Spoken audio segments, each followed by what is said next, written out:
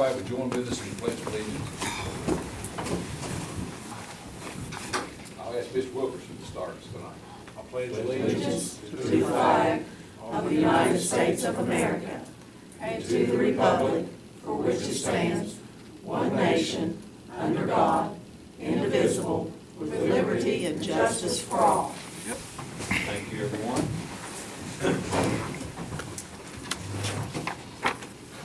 Came out on this nice evening.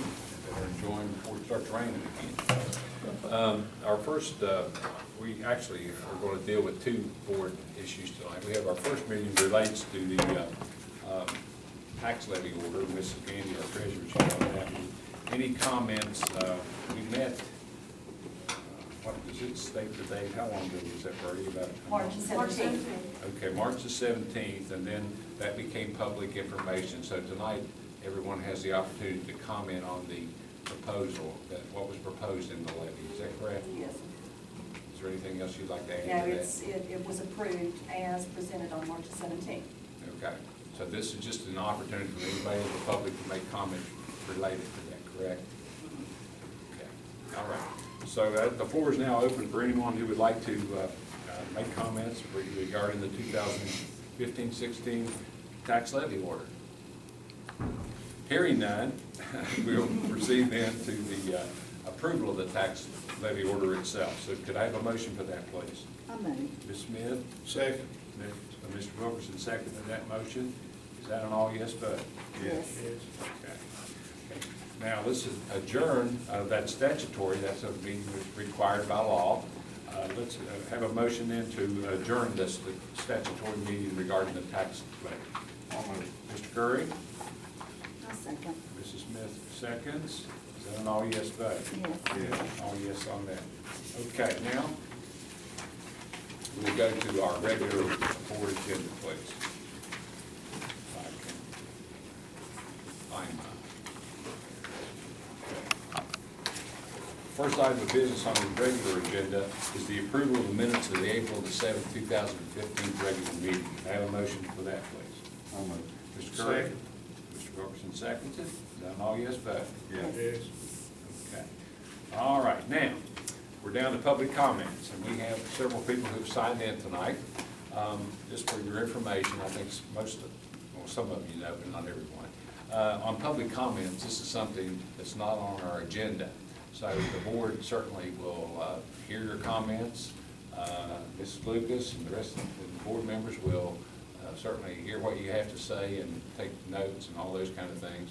But we really can't interact with you. So we can listen tonight, but we really can't talk to you. But that doesn't mean that whatever we may hear, that we may not want to talk to you at a future time, or Mrs. Lucas or someone may get in touch with you. But we're not being rude by not responding. We're just not allowed to do that unless you're on our agenda. Okay, first we have Ken Clayton. She's wanting to talk about softball, football facilities. I'm just here in support of these gentlemen. They've been working very, very hard, and they've got quite a few donations to work on our athletic facilities. We were victims of vandalism early in the year, and they literally ripped all the copper pipes out of our field house. I mean, they just destroyed the place. And of course, and then we started working on the field, and then the floods came. So, you know, I have a lot of faith in you all, and I figure maybe you can stop these floods and help us figure out how to fix that, because they keep saying, what do we do? And I don't know. So I'm just here to support them, and this is all a very friendly, light, you know, we're just want to look at what we can do. Dana did say to me that we had to wait until it warmed up after they tore all the pipes out. So now we're at the point where we're really blessed because we've got lots of volunteers, we've got a lot of companies that are willing to give us money, or not money, materials to fix the place up. And so Jeremy Johnson in the red, he's going to talk about softball, and he has a sketch of the plan that they want to do. And Brandon McAllister is our football coach. He led our team after we hardly had a team. We lost a bunch of games. Last year we won the Black Diamond Conference. We have a lot of interest in football for next year. We've bought the 5-star helmets to protect our kids, so he wants to talk a little bit about football. So you don't even have to listen to me again or anything. Okay, thank you, Mr. Clayton. Okay, next would be Brandon McAllister, and he's going to talk about football. Yes, I just wanted to touch on what Kim said. We have had people breaking in and stealing our stuff, as she spoke on. I was wondering if we could get some surveillance cameras or something up, and maybe some more lighting to light the outside of the field houses up where we can see a little better. And we also want to address our bathrooms. We talked a little bit, and we was wondering if we could move our bathrooms into what was the old Duval concession stand. It put it a little farther away from the creek. The water would have to get up a few more feet. Of course, we know we have problems with the water. And maybe put a dividing wall in there where the men and women could come in from opposite ends and put some restrooms in there. And also, our field house for our football players, the roof leaks, and we have holes in our ceiling. And we was wondering maybe we could get a metal roof or something put over top of that, try to prevent that from happening. The drains in our floor won't drain, they're clogged up, so when we come in behind the boys trying to clean it out, there's no place for the water to drain, it just backs up. Also, our urinals, the things that flush them on the top, they've been stolen. So we don't have a way for the boys to use the urinals in there. We'd also like an ice machine. We have one in there that's older. It's not producing ice, and the water's hot in the summertime on the boys out there drinking. So, our lights have exposed wires hanging down where the light bulbs are hanging from them, and we're worried that that might be a safety hazard if one of the boys would touch it or something would happen with that. And we would also like a lot of paint, so we could doll up down there. Some of the paint is old on the buildings and flaking off. And we have a volunteer help. We'll do it if we can get the materials to do it with. And maybe try to get the grass cut a little more often. The grass, I know lately, the conditions, but the grass gets high down there on the field, and then when they cut it, it clumps up and leaves dead windrows. Other than that, that's it. Appreciate your Give time. them a copy of that, so they don't have to try to write They're all mowing that the down. grass right now. Yes, they are, I was gonna say, they're mowing right now. Everybody get one of these? If you have it now. Can I ask one question? It's not, what kind of paint do you need? Orange, black, and white. Oil base? Oil base. Oil Oil base, base. yeah. It's on the list, Karen. Oh, okay. Thank you, guys. Okay, thank you very Yeah. much. Will our insurance not pay for vandalism, Trish? There's a $2,500 deductible. The way they talk, may be doing that. Did y'all report it to Dana? Well, yes, and but we didn't know when it was broken into because it was after football season. So we had no idea exactly when it occurred, which kind of, when I called the police, they're like. Did you do a police report, Karen? I called the police, but I don't think they came and looked at it because they said, do you know when it occurred? And I said, no. But they shot the light out or did something to the light, so it's dark up there. They tore the locks off the doors. They popped open the back doors and were coming in that way to take things. So, and also I was going to mention, we have several of our players on the football team coming out, working out now. So that was something else I'd like for you guys to consider with the lights and the water and the restrooms, trying to get a decent facility down there to use. And what happened was the visitors' dressing room had it just got destroyed, so there's no bathroom facility, so when the visiting teams come, we clean it up. They go over there and tear the locks off. We cleaned it up, and I think Kyle Ballard came over to play, and I said, did we clean that up?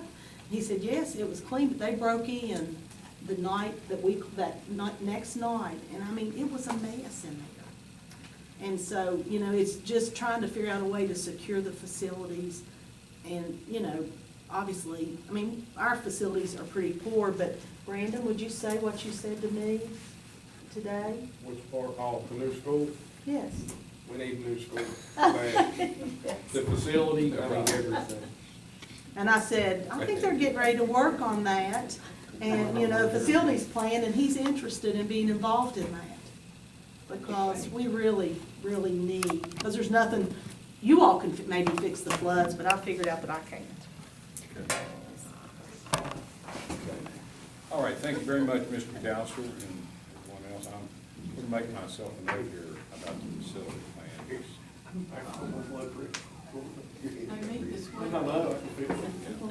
Share that with Mr. McKinney.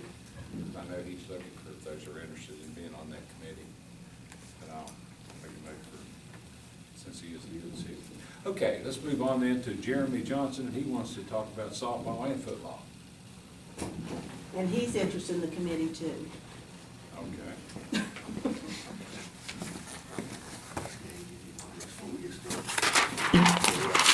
I don't have to take all those notes, actually.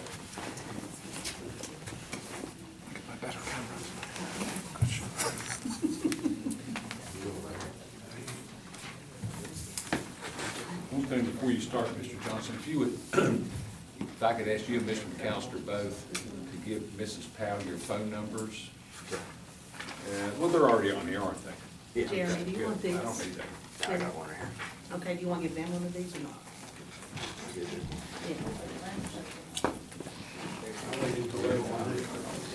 They was right in the lead.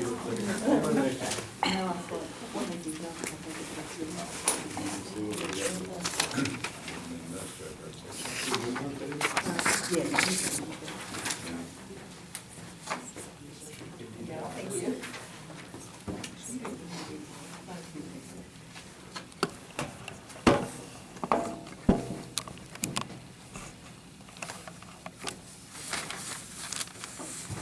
Okay, Mr. Johnson. What I'm opposing to, where the old grade school was on Route 3, coming down to Fieldhouse Road, where the tennis courts are now. It's moving the girls' softball field to there, so it's up out of the flood zone. I shot up the transit roughly, from the old field to the new field, you're 9 feet higher. And they keep, some of the flood waters, I keep 15-year floods or 20-year floods out there. But you keep it, you could drain it and get it to where you could play softball there, and the girls would have a place to go to play at Duval. We have enough people interested in donating right now. All it would cost the board, or if we could find somebody, would be fencing, the big ticket item. We could use the fence that's on the field now, what's left, and the fence that's around the tennis court now, and use that, and you probably wouldn't have to buy the poles and top cap. And you'd have enough to move the field up out of the flood zone. You're not gonna be out of the 20-year flood zone, but you'd be out of the 2 floods we had down there recently.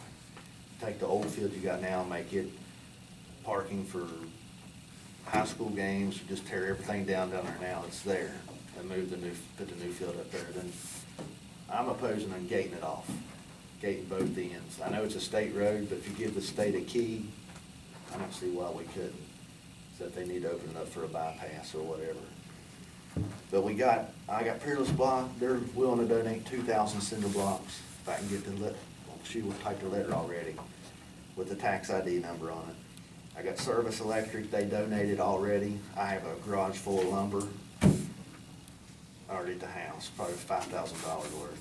I got Lowe's said they'd do it to $2,500, depending on what we needed. Home Depot said they'd do it to $5,000 on material. State Farm Insurance, Tad Tomlin right here, he said he'd give $1,000 towards material. T&L Services are gonna let us use his backhoe, his excavator, dump truck, whatever we need to move the dirt to build the field.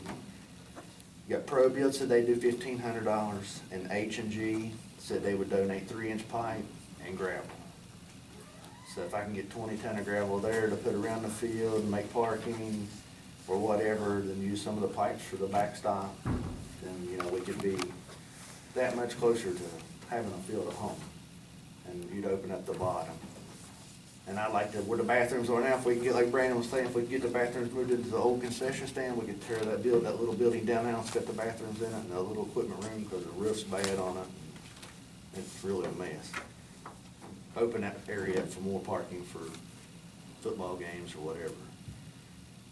Then I'd like to go on the baseball field now and clean out behind the fence, put a drain in there. There's an open ditch to the creek, so to keep the water from coming off your dugout there later or something. That's what I'd like to do. I think I got enough people on board to make a lot of this happen, my fence for the fields, that's my big holdup right now. And the board tell me, oh, you can do it. You can move it from there to here, but I went down and done all those measurements and surveys, and it's still, where the bus transfer is there, it still leaves you a 60 by 80 area to transfer buses and students. And it goes up to, it leaves you 20 feet from the road on one end, and it's come around halfway, it goes to 60 foot, or 80 foot, and it'd be deeper than that actually, but that's just a square box, you get 60 by 80 square.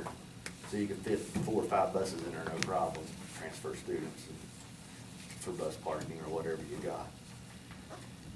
But I just need, Is that, just a clarification, is this what you're proposing? yes, Okay, that'd be the newer location for a softball field. okay. One other clarification, there's a couple of houses that are in that vicinity, are they The fence, affected? no, actually, if you look at the line on the right side, that is the property line where the fence is now coming off the back of the field house. And them houses sit, you can see I got a house road over there. Yes, That's where them houses are. And if we could get that property later, you can move the tennis courts over there, because we've been in room there for tennis courts, if you could inquire that. And we would lose the tennis courts Yeah. if they moved Well, the field out there, but certainly there's plenty of room if later on we could get that property down. And plus, that would also help our kids when they have to go to the football field for physical education, because we worry to death about them walking up through there. And this way too, it fence in your whole area over to the field house road, and you could gate it there. And your outfield fence would be fencing in the property up the holler towards the football field. You could maybe control thievery a little better, or at least put cameras up then. Make it harder for them to get to it instead of just driving up the road and pulling in, hiding behind the concession stand.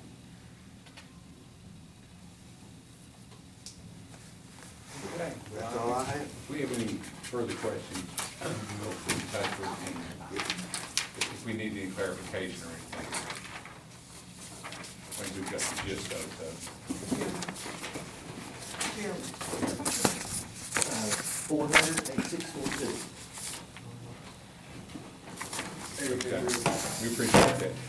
I hope you're right about the flooding.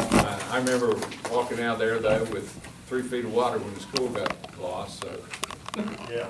hopefully that was once in a lifetime. But that's only. Certainly in my lifetime. That's having been, what, 20 years ago? So, I have never seen it that, really that deep since then. Mr. Wilkerson will be the expert on that. He monitors that creek all the time. Yeah. Okay, we understand what you're saying. We'll look into it and we'll do what we do.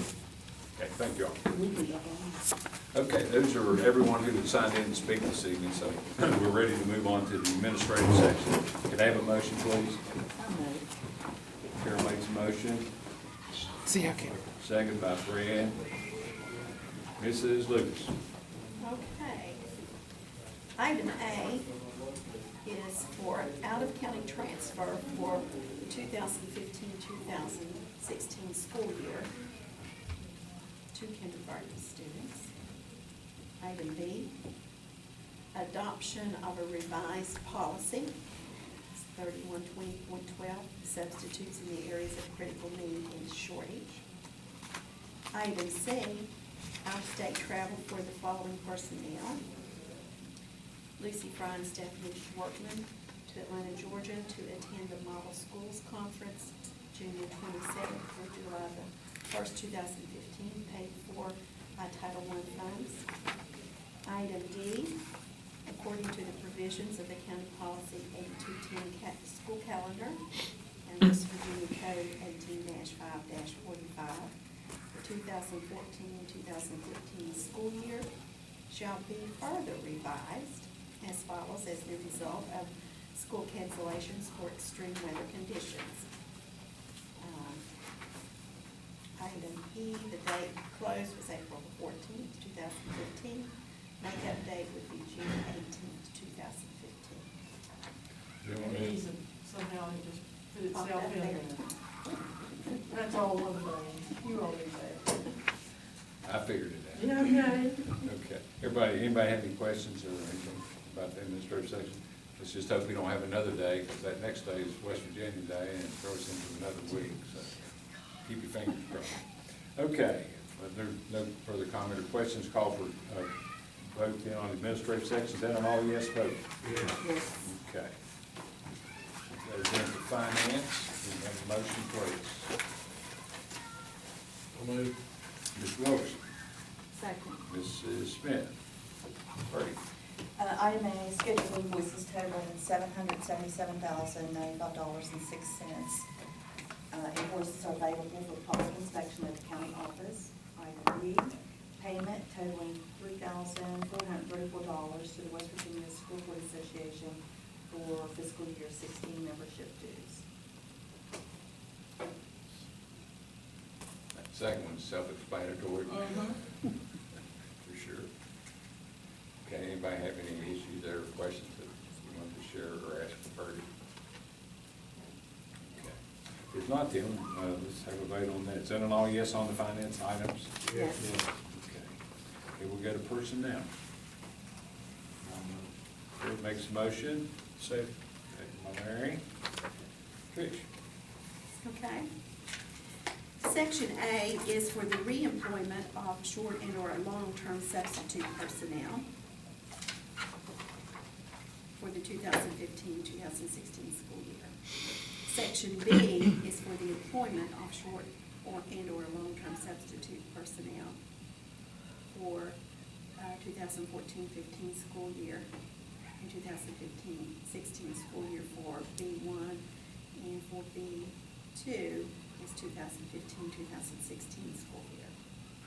Section C is reemployment of professional personnel pending the renewal of a first-class permit for 2015-2016 school year. Section D is the employment of substitute service personnel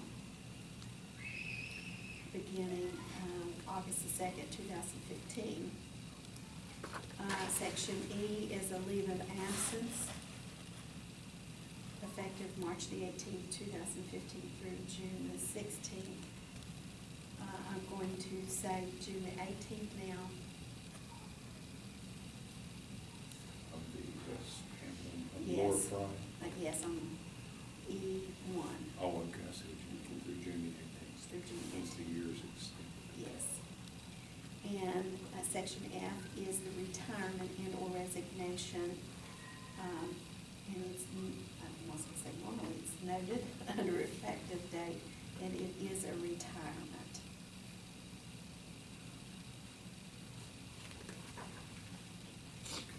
Any questions? Okay, anybody have anything on those items? Share those.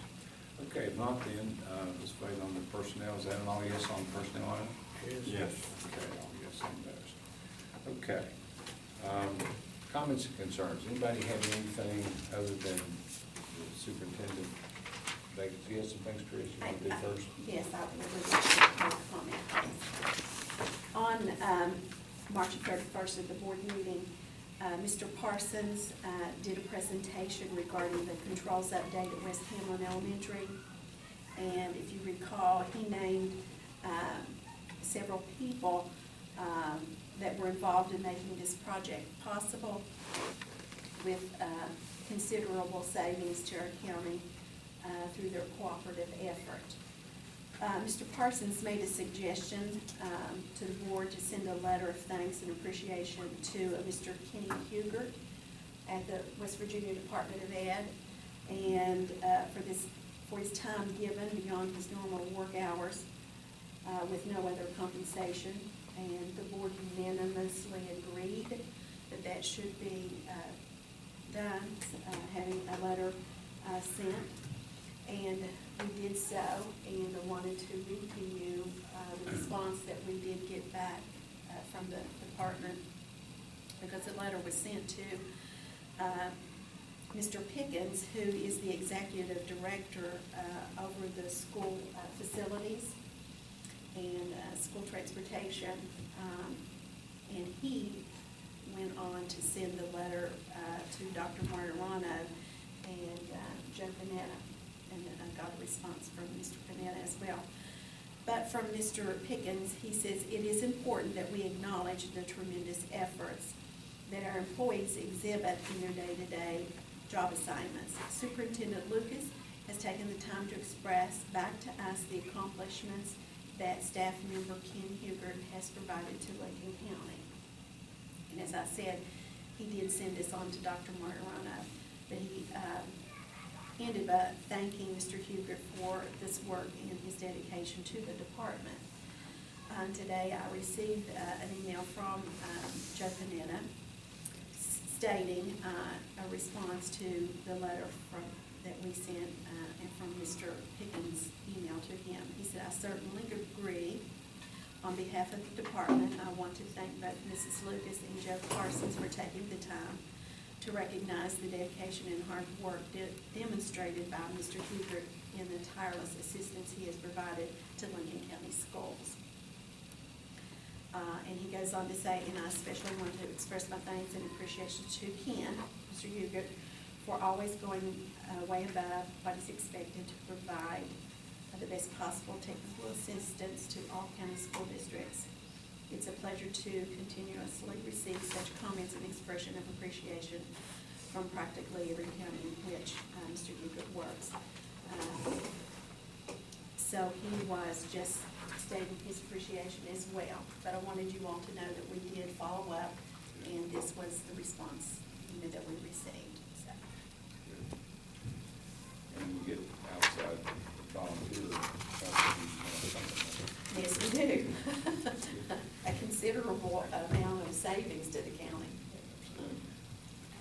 Anything else? No. Okay, any members of the board have anything else that you want to discuss? Okay. All right, if not, then we have one other item that's listed here. It's a superintendent vacancy. We have gotten our applications. They were all due by today, and we've received 10 applications. And we need to discuss those. So I think this is something that will need to be done in executive session. So if we could have a motion to meet in executive session for a personnel matter dealing with the superintendent vacancy. I move. Mrs. Smith made the motion. Do we have a second? Second. Second by Mr. Wilkers. So, those agreeable, is that an all yes vote? Yes. Yes. So at 6:27 p.m., we'll go into executive session.